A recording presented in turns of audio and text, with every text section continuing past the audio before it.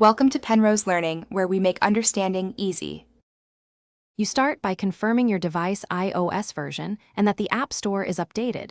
This avoids interface differences.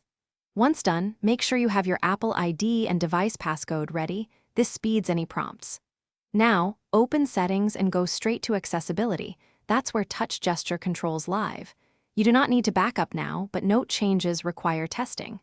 From Accessibility, choose Touch to find double-tap related controls, and follow the next slide to change behavior. You'll now change the actual gesture mapping. Under Accessibility, tap Touch and locate back tap or double tap settings. Interfaces vary by iOS version. If back tap is enabled, choose a single tap or none, or remap double tap to a harmless action like screenshot so the App Store double action stops. Once you make a choice, exit and test the App Store behavior.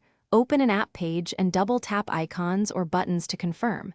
If behavior persists, reboot and retest to ensure settings applied. Finish by rebooting your device so settings take full effect.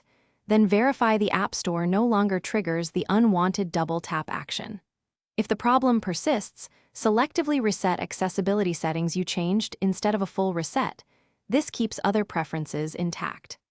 Make sure to document steps you tried, because if nothing fixes it, contact Apple support and describe the mappings you changed. One troubleshooting tip: try another user account or device to isolate whether it's account-specific.